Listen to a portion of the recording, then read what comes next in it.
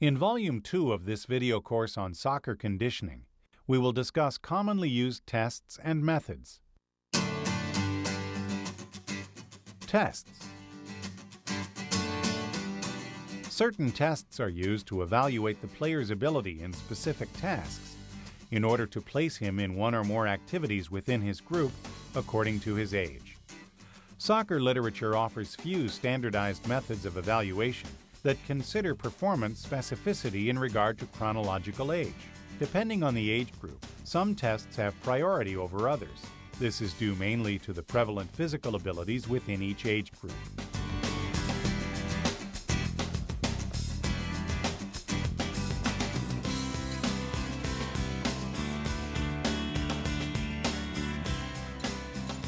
Tests and retests done periodically in order to check and monitor the fitness will allow us to follow the player's development within the group and compare it among the age groups. Tests should follow some basic features: validity, reliability, objectivity. When administering tests, the tester should be well prepared, fully aware of the results he seeks to obtain, and follow a rigorous pattern so that there is no interference with the results. While performing the tests, there are some possible mistakes that we need to be aware of. Accuracy depends on the exactness of the instruments. Therefore, they need to be properly gauged. Testers are subject to mistakes such as an incorrect reading of the timer during a sprint. Any unusual conditions regarding the standards of administration of the tests should be noted. For example, a track with a gradient outside the standard level. Considerations regarding the types of tests. Fitness tests are different from simple sports and motor skills tests done at the training ground without using additional equipment, as well as from sports medicine tests done in conjunction with doctors and trainers, which are highly expensive. One of the advantages of simple motor skills tests is their specificity. Changes in performance may actually be measured during the course of training. Their disadvantage is that they are usually hard to standardize and replicate. Tests performed in laboratories have the advantage of better standardization and the ability to be replicated, and yield more detailed and accurate information regarding the stage of physical performance and its development. Their disadvantage is the lack of soccer specificity. Diagnostics evaluate only partial components of performance. Body composition. Keeping track of the body composition is an important method to monitor the player's training. The measurement of body fat should be done using a skin fold caliper. There are several methods for taking this measurement, from the simplest to the most complex, even using bioimpedance equipment. Faulkner protocol. This test consists of taking skin folds from the tricipital, subscapular, suprailiac, and abdominal areas.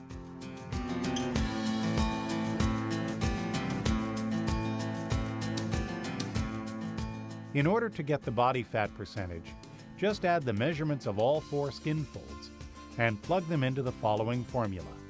Body fat percentage equals the total amount of all 4 skin folds times 0.153 plus 5.783. To calculate the body fat weight, we use the following formula. Body fat weight equals body fat percentage times the total body weight divided by 100. We can estimate lean body mass using the following formula. Lean body mass equals total body weight minus body fat weight. 9 skin folds method. In this method, we collect measurements of the following skin folds. Subscapular, tricipital,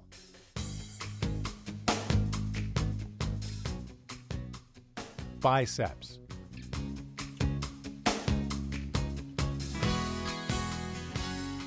chest.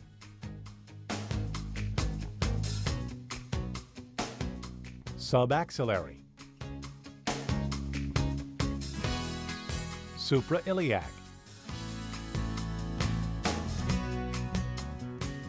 Abdominal.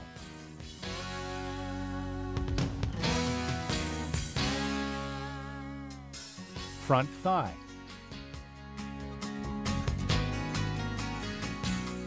Medium calf. Skin folds are analyzed considering the player's age, height, and weight. Based on the results, we can estimate the following: average body fat percentage, average body density, body mass, body fat, and lean body mass, as well as the following reference indexes: body fat percentage, weight reference, body fat, and excess. It is important to note that categories should focus on gaining lean muscle mass during the player's development throughout the season within his own age group, in addition to controlling fat percentage. Tracking the player's body composition in each age group is an important method of monitoring training. Players in the under 18 age group are very close to their peak performance in terms of the physical abilities required from a professional player.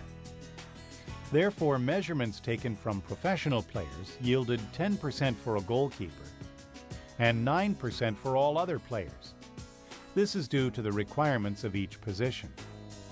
Additionally, average results obtained in teams in the under 18 age group verify these values. In the under 15 and under 16 age groups, the proposed body fat percentage is 12% and 10% respectively. Within these age groups, gaining muscle mass should have priority over the systematic control of body weight. Aerobic tolerance tests. The Cooper test, 12-minute run. The Cooper test is usually done on a 400-meter track. It can be done in a different place, as long as it is properly marked and we know its length, such as a soccer field, for example.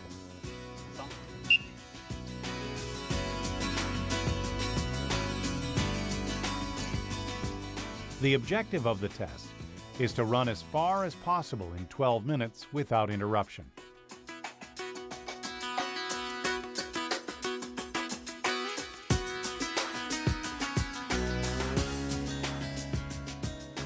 The ideal way to execute the test is to run at a steady pace during the exercise.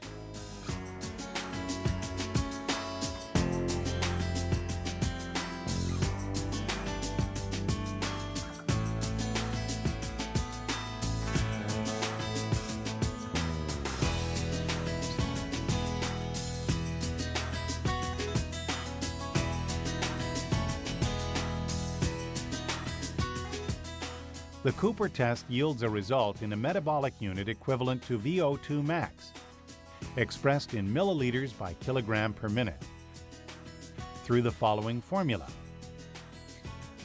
VO2 max equals distance in meters minus 504 divided by 45. Performance standards for youth. Standards for ages 10 to 12. Covering a distance of 2,850 meters is considered excellent. 2,650 meters, very good. 2,250 meters, good. 1,850 meters, average. 1,250, poor. Standards for ages 12 to 14. Covering a distance of 2,950 meters, excellent.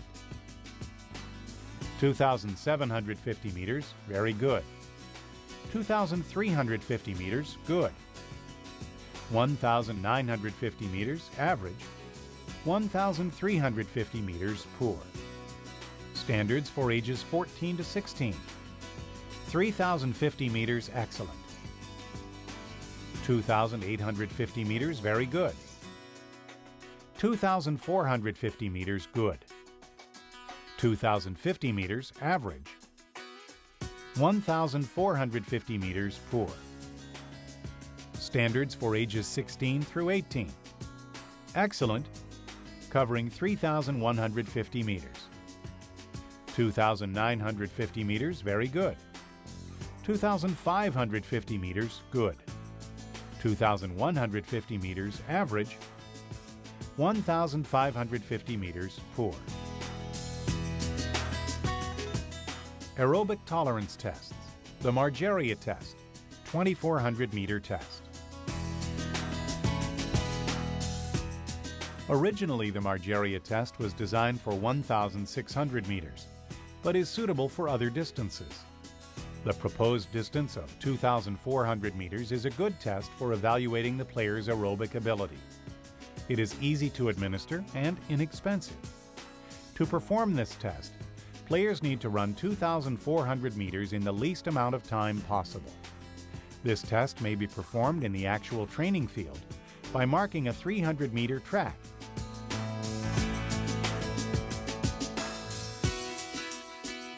Where players will complete 8 turns in the least amount of time possible.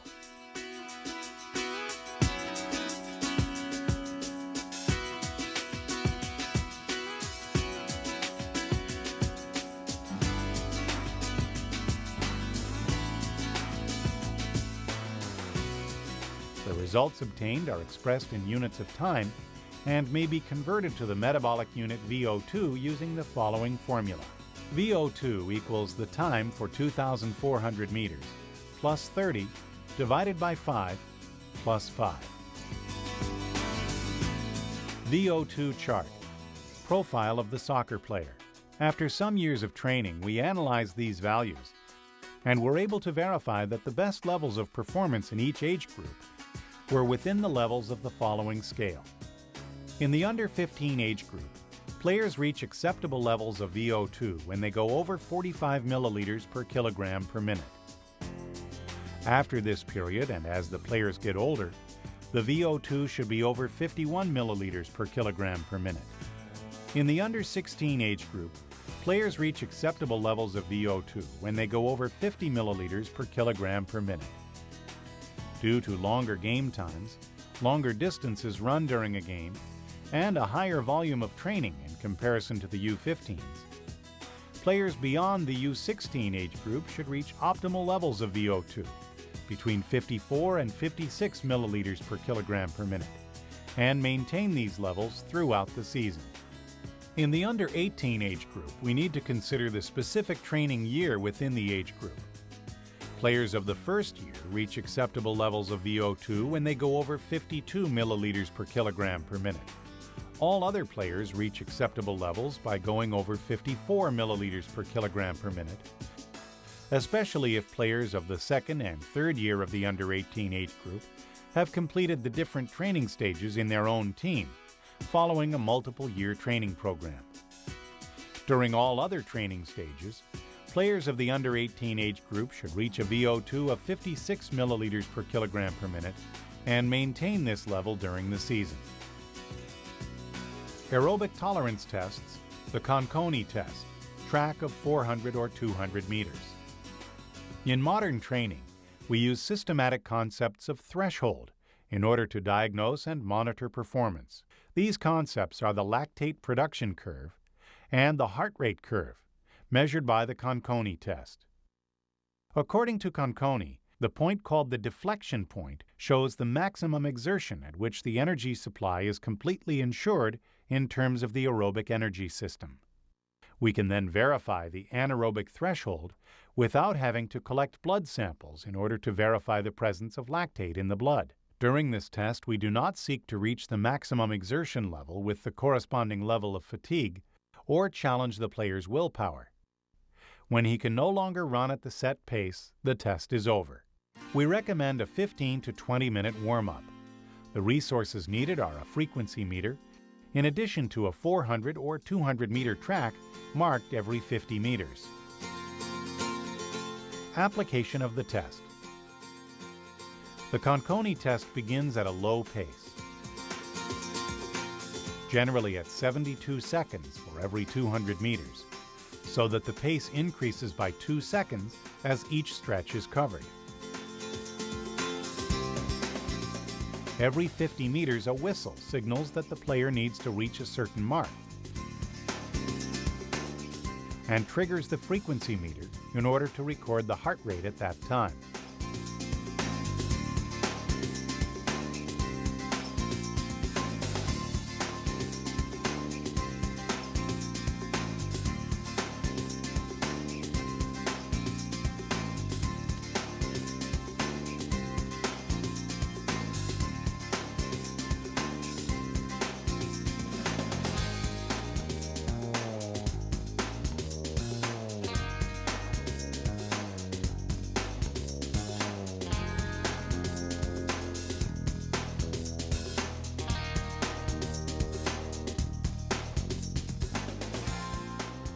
The players now increase to below 40 seconds for every 200 meters, with a 1 second decrease every 200 meters.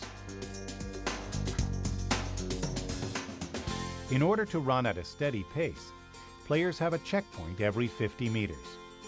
A whistle signal or a tape with a recording of the appropriate pace helps the player keep his level of performance.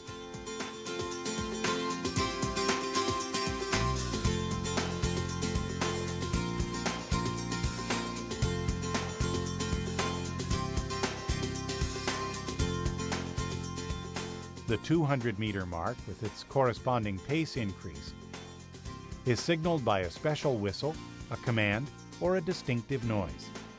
The player will continue to perform the test as long as he can keep up with the pace.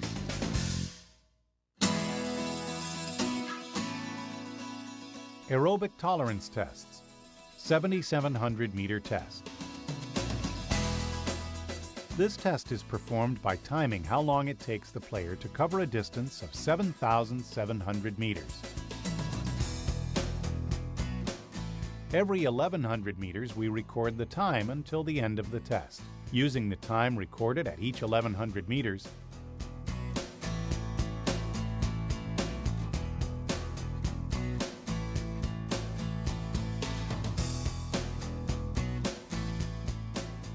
plus the final result, we can estimate the running threshold of players.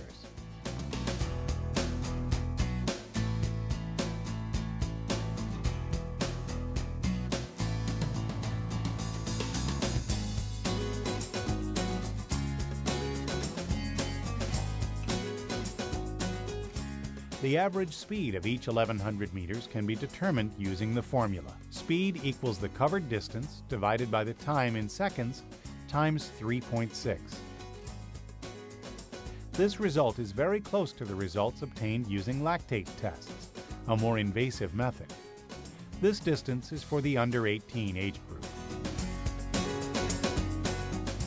In the U-17s, the proposed distance is 6,000 meters, recording the time every 1,000 meters.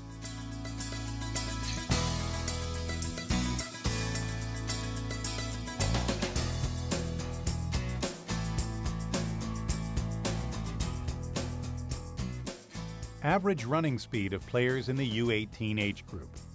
Goalkeeper, 12.97 kilometers per hour. Fullback, 14.27. Wingback, 14.85. Midfielder, 14.47. And attacker, 14.04. Aerobic tolerance test. Lactate test. In addition to being important for diagnosis of performance, the objective of determining the anaerobic threshold is to monitor training. Using these results, we can regulate the ideal training intensity of each player. Workouts should be planned according to the objective of the entire coaching plan, using the ideal heart rate zone and the running speed of each individual as a reference. The heart rate at the anaerobic threshold is recorded as a reference for improving the aerobic tolerance. The aerobic tolerance of each player may be estimated quite accurately by determining his anaerobic threshold without requiring maximum exertion.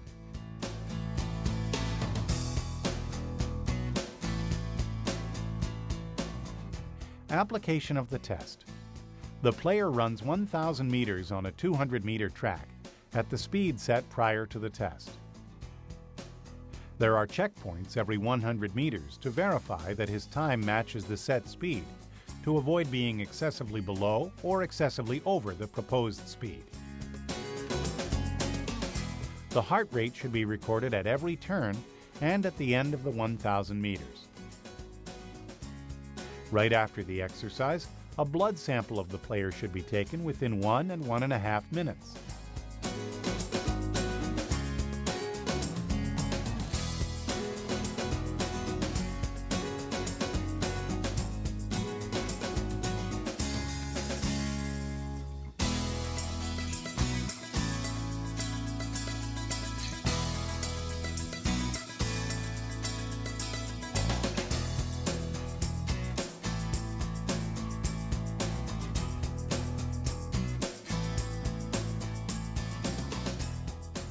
After analyzing the sample, we can have the following scenarios.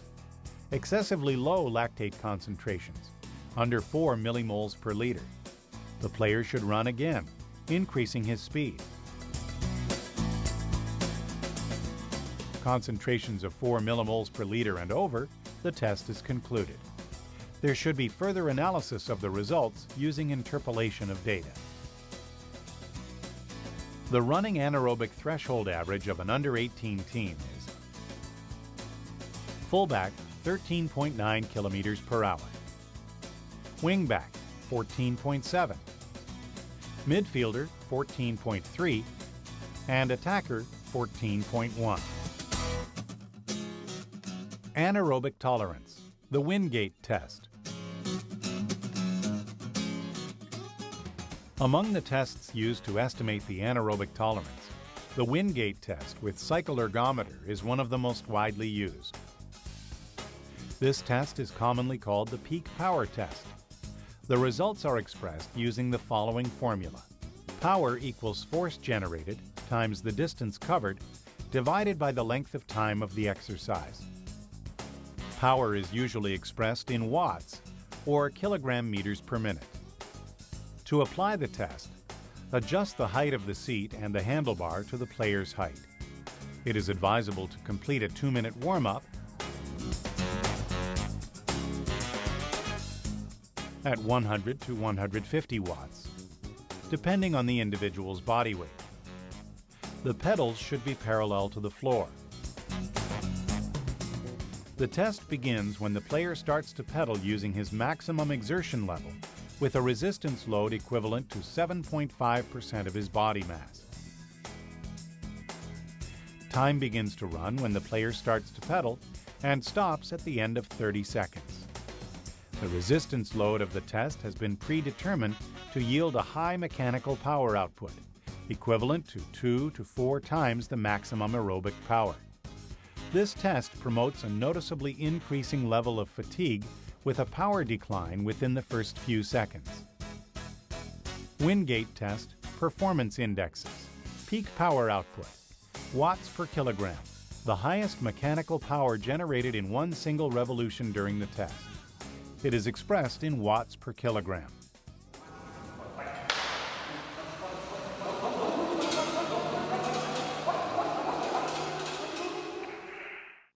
Peak power, watts, is the average in watts reached from the peak power level until there is a decrease of 2.3% in comparison with the total decline. It is suggested that this index shows the maximum available non-lactate anaerobic capacity.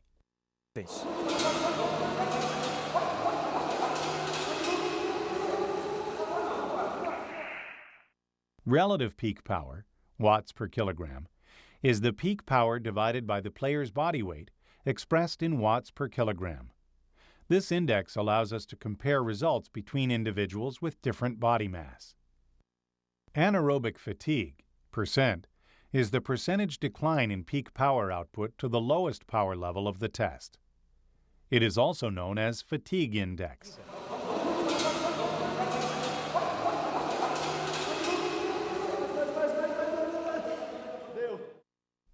And is calculated using the following formula. A minus B times 100 divided by A, where A is the peak power and B is the lowest power level registered in the test. A lower anaerobic fatigue reflects a better capacity of the lactate anaerobic energy system. Length of time to reach peak power. This is the time elapsed from the beginning of the test until we reach the peak power, expressed in seconds. This index reflects the speed rate to engage all motor components in order to achieve peak power in the least amount of time. Length of the peak power is the length of time of continuous peak power expressed in seconds. Longer times suggest greater non-lactate anaerobic capacity. Anaerobic capacity, kilojoules, is the total work accomplished in this test. It may also be expressed in higher relative values, joules per kilogram, which suggests a higher lactate anaerobic capacity. Equipment. The anaerobic power test may be administered using a Monarch-style cycle ergometer with a mechanically braked flywheel that covers 6 meters per pedal revolution. In this case, revolutions may be counted using simple observation. Mechanical cycle ergometers based on weight manipulation or discs are more accurate when it comes to distributing loads than those that use flywheels. Computer-based calculations of indexes have increased accuracy and reliability of results. It is advisable to use pedals because it allows us to apply strength by pushing and pressing against the pedals during the entire cycle, which can increase the power expenditure 5 to 12% during the 30-second test. The 4 × 40 meters speed resistance test using photoelectric cells.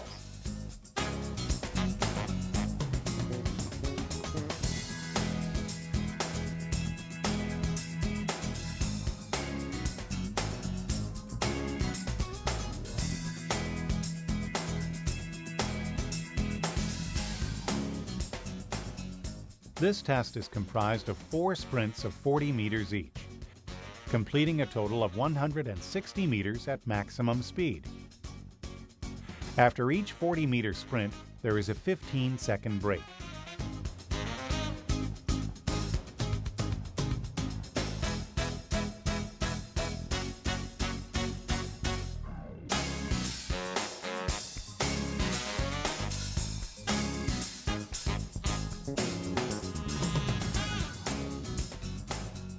Two photoelectric cells are placed at the start point and at the end point of the 40 meters.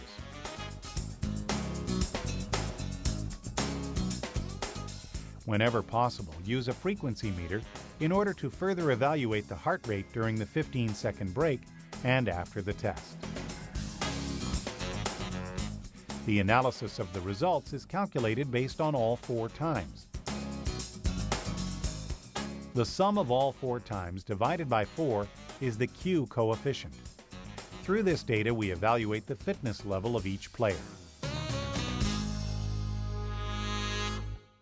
The 40-meter sprint test using photoelectric cells. In this test, the player covers 40 meters in the least possible time, starting at the point marked as 0. There are 3 attempts, and the best time is recorded.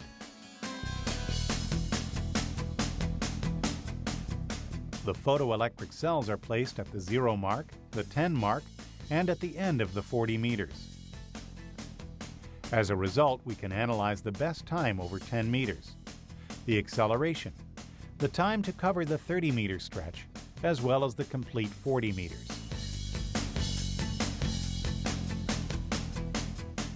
The jump test, vertical jump. The object is to measure the power of the lower body through a squat jump. The player uses his maximum exertion level in order to achieve his maximum jump height.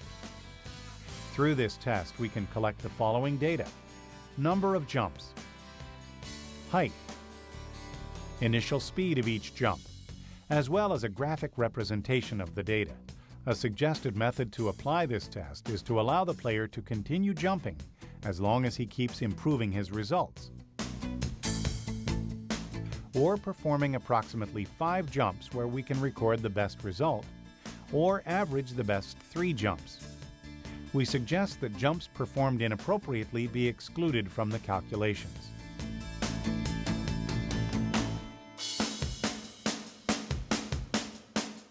The jump test, plyometrics. To determine the appropriate drop height for plyometric jumps training. The conditions of this exercise are similar to drop jumping. The player will drop down from platforms located at different and predetermined heights, with the purpose of recording the height achieved in the next jump.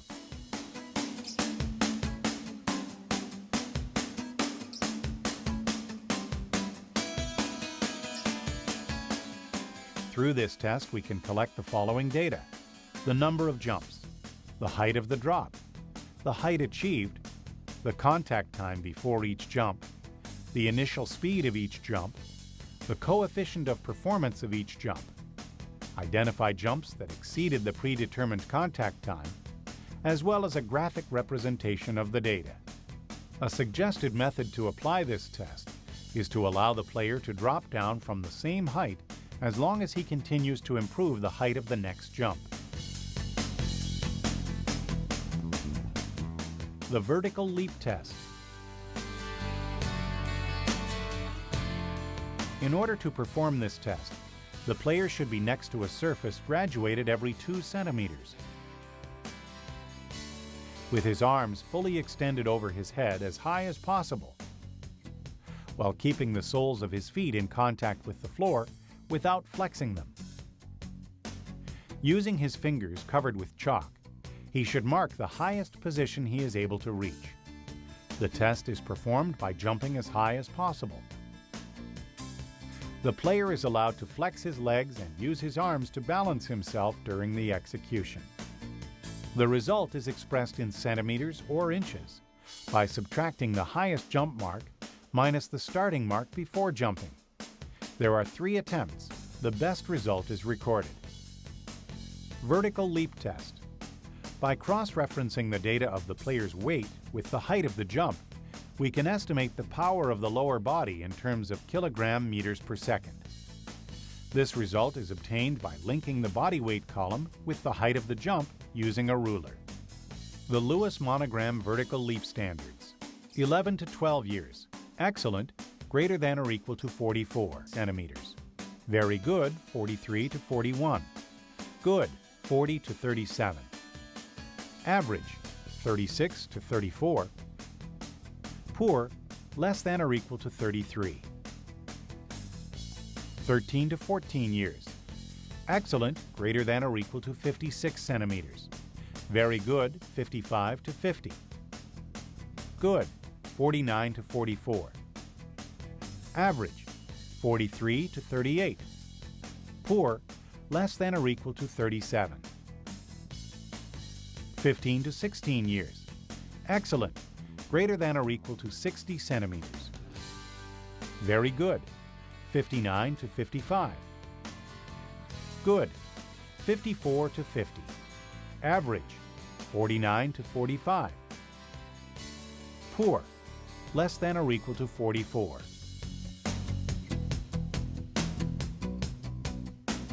The Matsudo 40-second test.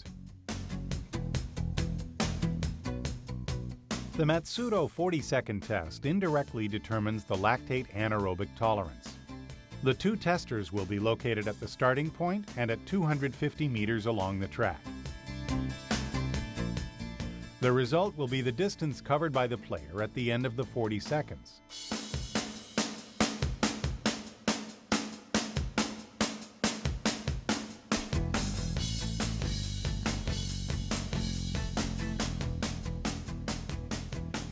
(14) 230.29 meters. 15. 246.54. 16. 250.70. 17. 240.20. 18. 261.67. The speed and agility test. Using double photocells with tripod. To complete the test, the player must make the following runs. A. Running start and sprint over 15 meters straight. B. Running start and sprint over 15 meters with 90-degree turn to the right after 7.5 meters.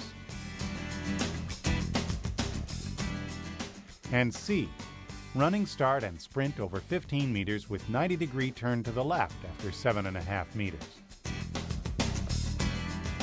The player will make 3 attempts at the series of runs. The start is determined when the front foot passes the first photocell.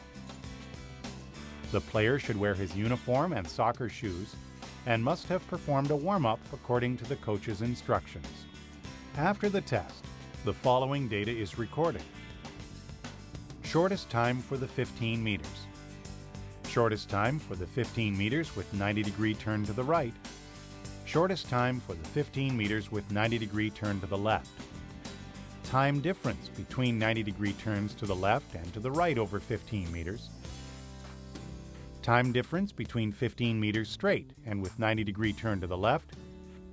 Time difference between 15 meters straight and with 90-degree turn to the right. And shortest time for 7.5 meters straight. Flexi test. The flexi test is a method to assess 20 individual joint movements. It analyzes the movement of ankles, hip, torso, fist, elbow, and shoulder. Each movement is registered in an ascending scale of whole numbers from 0 to 4, for a total of 5 possible degrees. The measurement is obtained by comparing the evaluation charts and the degree of motion of the joint measured by the tester. In order to estimate a measurement, we compare the maximum degree of motion recorded with the figures of the flexi test's evaluation charts. Values are assigned with the degree of motion equal to an existing value in the evaluation charts. Degrees of motion under 1 are considered 0, and those exceeding 4 are considered 4. It is important to note that intermediate measurements between 2 values will be considered as the lesser value. The sum of the results of all 20 individual movements will yield a global flexibility index called Flex Index. In order to perform this test, it is advisable that both tester and player have approximately the same weight. This will help in the execution of movements, especially in the torso. Movements should be done slowly, following the figures, and continuing until there is pain or a great mechanical restriction.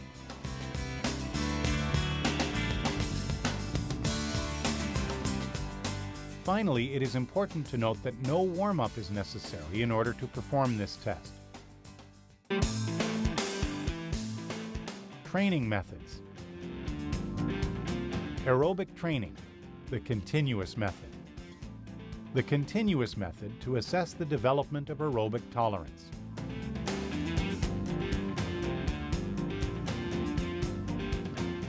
We use long-distance runs on tracks or in parks as long as they are properly marked, starting at low intensity, without rest periods, and at high volume. The maximum volume of continuous work varies depending on the age group. Monitoring is done using predetermined volumes and intensities, according to the fitness level of each player, obtained using aerobic tolerance tests. Optimal performance results in aerobic tolerance are achieved using the following maximum distances. Under 15, 5,000 meters. Under 16, 6,400 meters. Under 18, 7,700 meters. The continuous method begins at the beginning of the preparatory period. We can illustrate the application of this method using a player in the under 16 team, for example. In the Margeria test, he obtained a VO2 of 54 milliliters per kilogram per minute. And in the lactate test, a running threshold of 13 kilometers per hour with a heart rate of 170 beats per minute.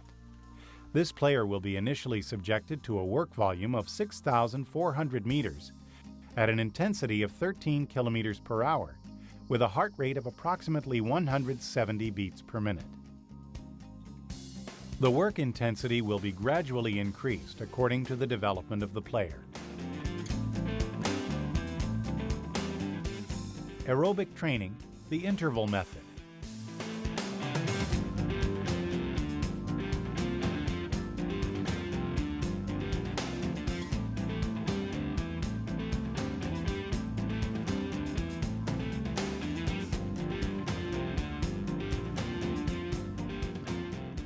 In the interval method, recovery may be monitored using the rest period previously set or through a more individualized approach by monitoring the heart rate.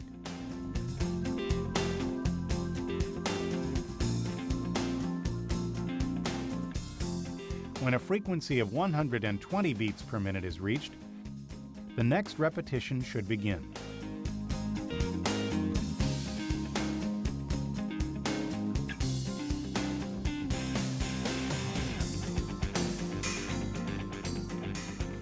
Characteristics of the aerobic interval method: development of general resistance with low intensity increase. Rest periods according to workload may range from 3 to 10 minutes. This method consists of repetition of distances previously set depending on the player's fitness level, thus reaching a high volume. This method may be used from the beginning of the preparatory period, even in conjunction with the continuous method, as long as they are not given during the same training session. To illustrate this method, take for example a player who will cover a distance of 7,200 meters, broken into 3 sections of 2,400 meters, at an intensity of 14 kilometers per hour. At the end of each section, there will be a rest period of 3 minutes. As for heart rate monitoring, a player who reaches 120 beats per minute before completing the 3-minute rest period is ready for a new stimulus.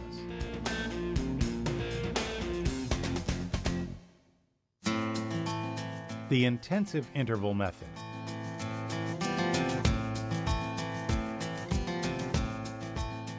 The intensive interval method is the closest situation to the metabolic overload applied during a soccer game. It features high intensity and low overload volume. This method trains exclusively quick strength, power, and resistance. The anaerobic interval method features increased work intensity with longer rest periods. Distances covered are shorter in this method. For example, a player who will cover a total distance of 3,600 meters divided in 3 series into 4 repetitions of 400 meters each, then 4 reps of 300 meters, and followed by 4 reps of 200 meters. The rest period between series is 5 minutes. The rest period between 400-meter reps is 2 minutes 30 seconds. Between 300-meter reps is 2 minutes, and between 200-meter reps is 1 minute and 30 seconds.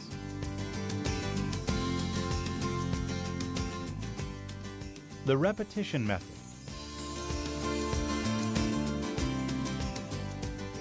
The repetition method is used in soccer training to improve acceleration, increase sprint strength resistance, and develop strength resistance.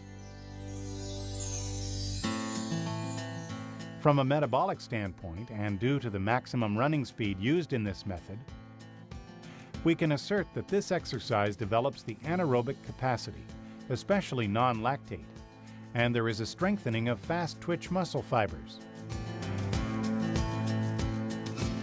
In this method, there is a decrease of work volume at maximum intensity, and rest periods may be active or passive in close to real game situations.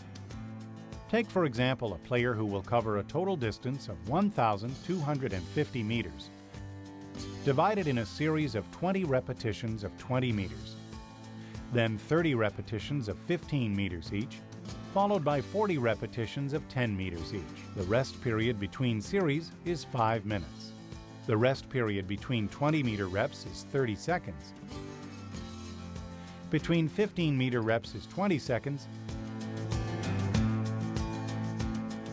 and between 10-meter reps is 10 seconds.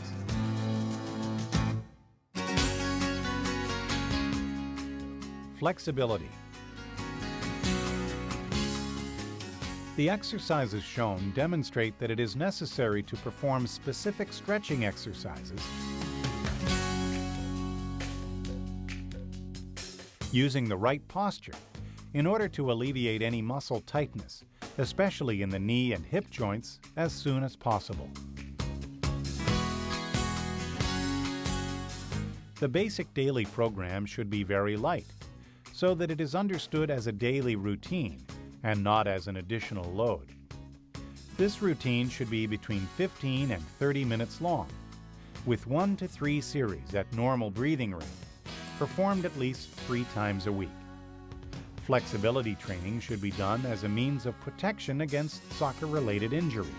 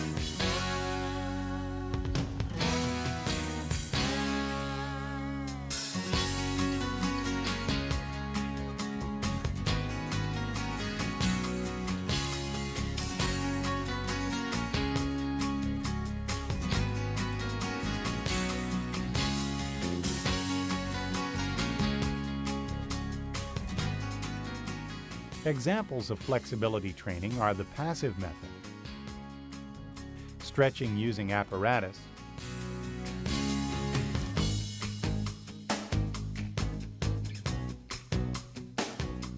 ballistics, balance training,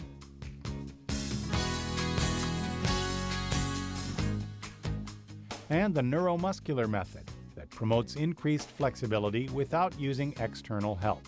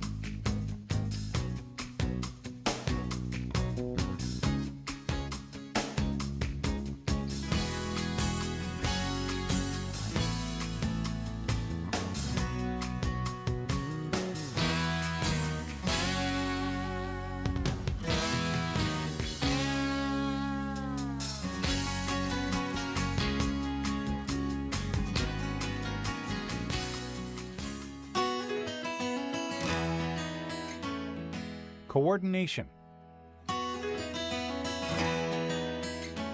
Educational work in running should be taught following a sequence of movements.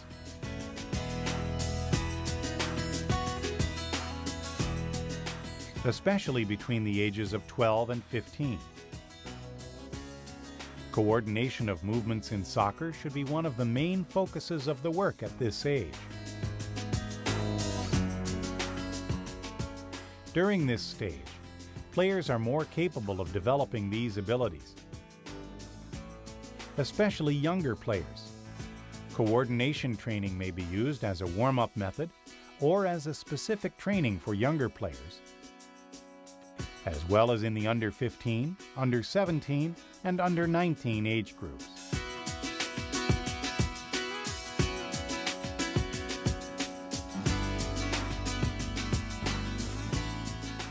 It is important to pay close attention to any mistakes during the exercises and make the necessary corrections.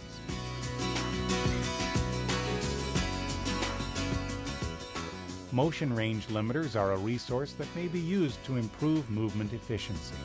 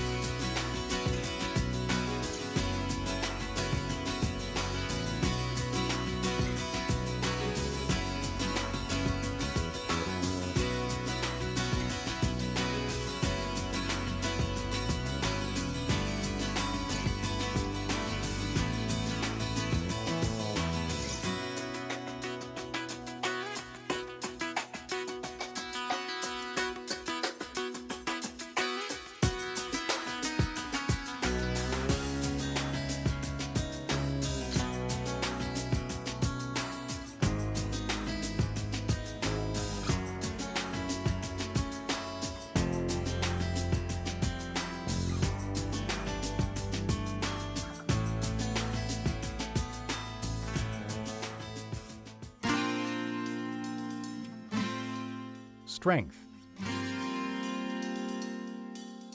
There is no doubt that the soccer player needs strength training in its different forms. Nowadays, this training has made a significant difference during a soccer game. The most trainable age groups are those that fall in the teenage years. These age groups register the highest rates of strength development. Strength training should begin at age 14, reaching its highest levels at age 20. Rest periods between repetitions, series, and sessions need to be well distributed due to the high levels of fatigue produced by these exercises. The elevated metabolism during this age group, due to the growth period, requires great energy expenditure, hence the need for longer rest periods in comparison with adults. Pull harness.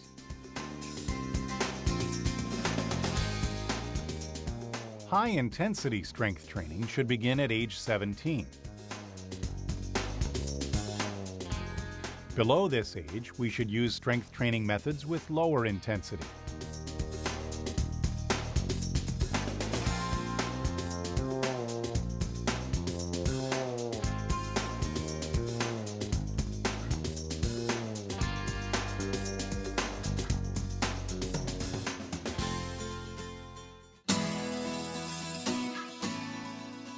Plyometrics.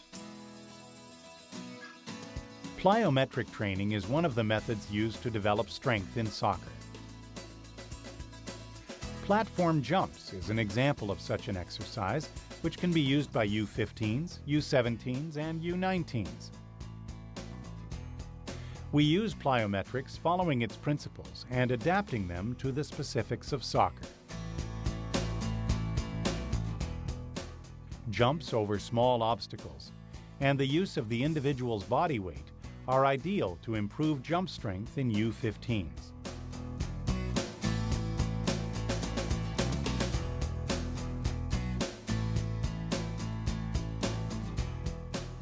Base and box jumps are more appropriate for U17s.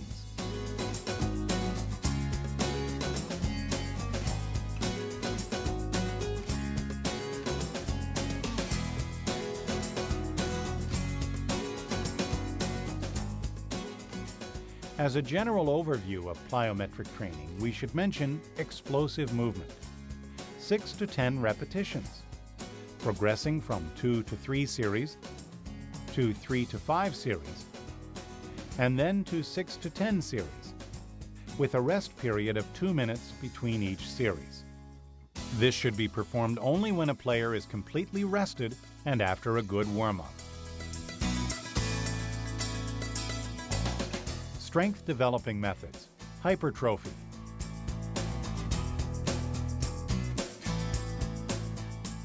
For soccer players, muscular hypertrophy training should be done at its ideal level and not above. Great hypertrophy of the upper body is not important because after a certain point it does not promote higher levels of strength and quick strength, and it could even damage these qualities.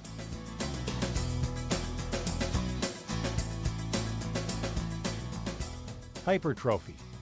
Maximum strength depends on the following factors: existing muscle mass, intermuscular coordination, intramuscular coordination.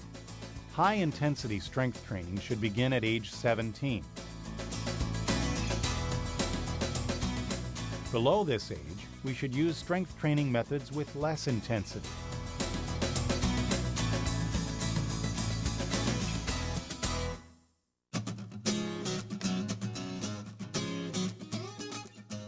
Quick strength. For a soccer player, quick strength is the most important quality of fitness training.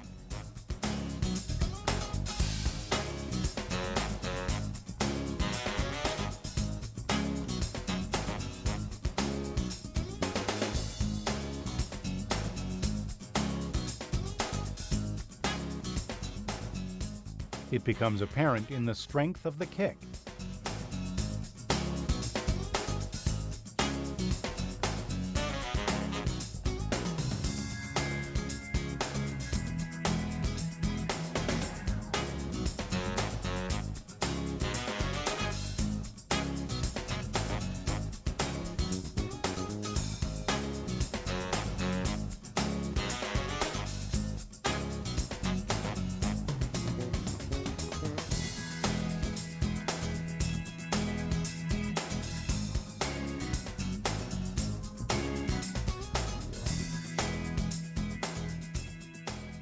jump strength, as well as throwing strength, lateral movement, and in the actions of the goalkeeper.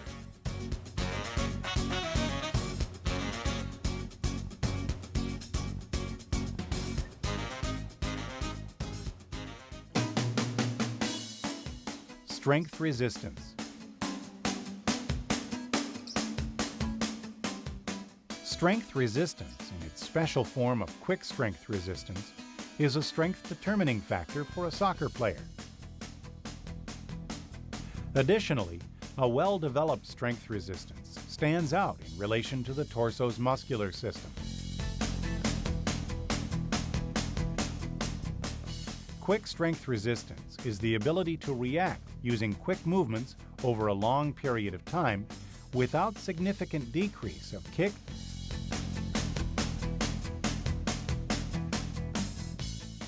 jump,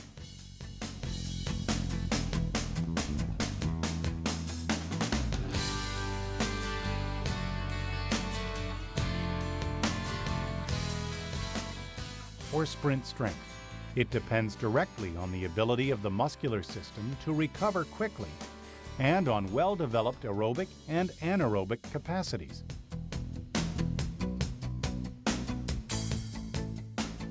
Strength resistance is specifically improved through strength training combined with games, through the different variations of circuit training, and by practicing series of shots on goal and jumps.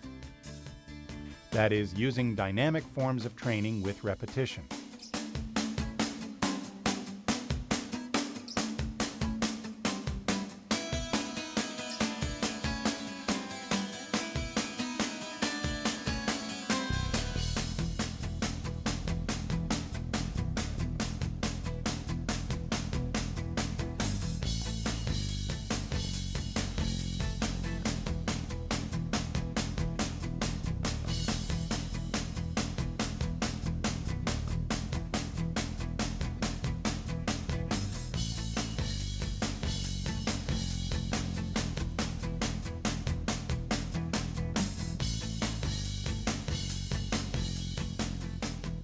We can use additional overload in interval training.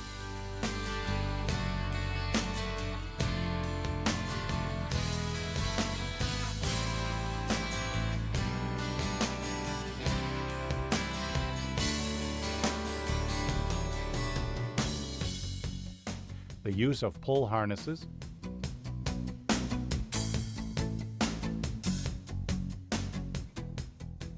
rows,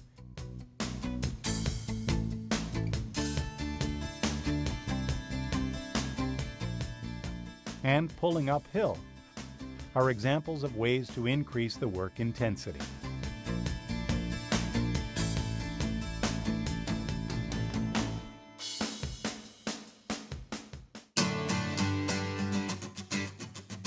Speed. Speed is a very complex quality based on other skills. In order to maximize these skills, we need to analyze the degree of difficulty of the movements, starting from the very basic to the most complex movements during a game. In the following chart, we show the sprint average per meter of an under-17 team during a game. We can see that the greatest range of sprints is between 5 and 15 meters in the U17 age group, just like in a professional game, with most sprints being of 5 meters.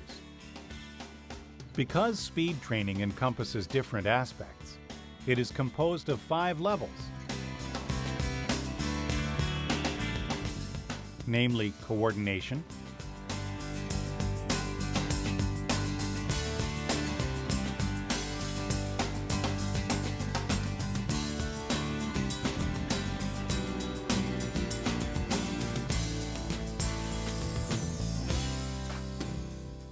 reaction,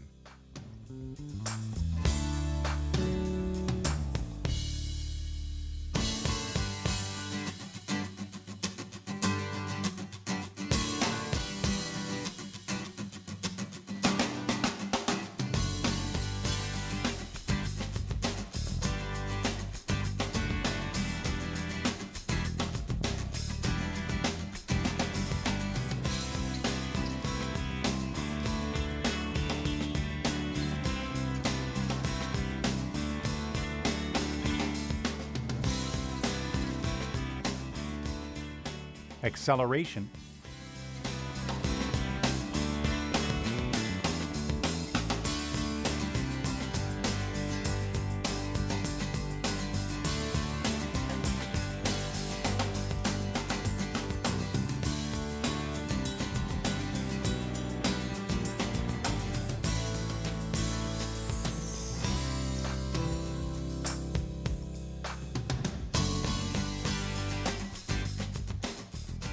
strength,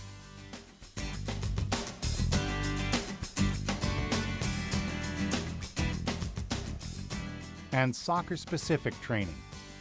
Therefore, we have numerous methods that can be used to improve speed.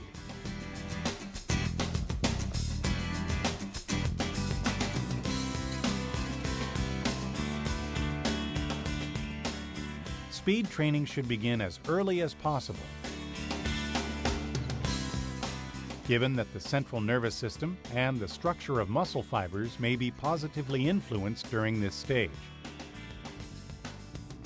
The complete absence of fatigue is essential to improve speed. When signs of fatigue begin to appear, the training session should be concluded.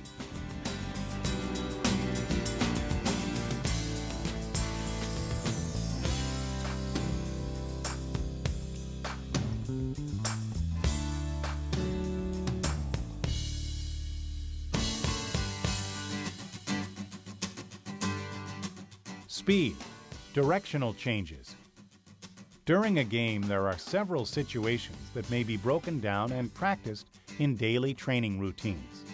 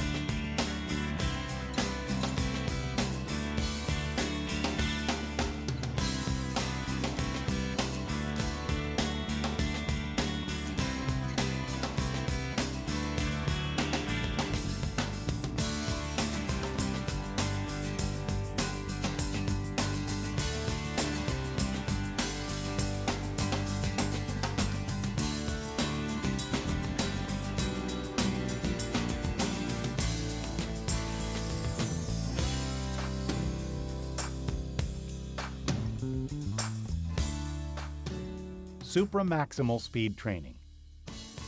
The purpose of supramaximal speed training is to increase both the frequency and the length of the stride to much higher levels than those achieved without using such resources. The stride frequency may be increased through appropriate supramaximal speed techniques, such as the use of tow ropes and sprinting downhill.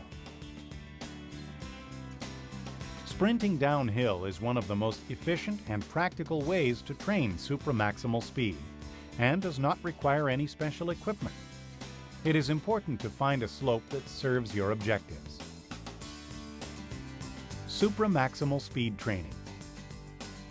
Slopes with gradients of more than 3.5 degrees increase the risk of falling or producing exaggerated strides, as well as increasing the stroke against the ground and changing the player's center of gravity. Therefore, a vigorous impulse on such slopes will result in a loss of the sprinting technique. Circuit training. One of the methods used to develop physical and coordination skills is circuit training. There are two ways to do this: with a fixed load or with a set time. In both cases, the conditioning coach determines the stations according to the skills to be developed. Depending on the station in the circuit, it may be continuous or with intervals, with varying rest periods, depending on the time spent at each station. Circuit training is a diverse way to organize the fitness program. Circuits where basic fitness and coordination skills are trained simultaneously or in rotation consist of between 6 to 12 stations, depending on the age, performance level, and objectives.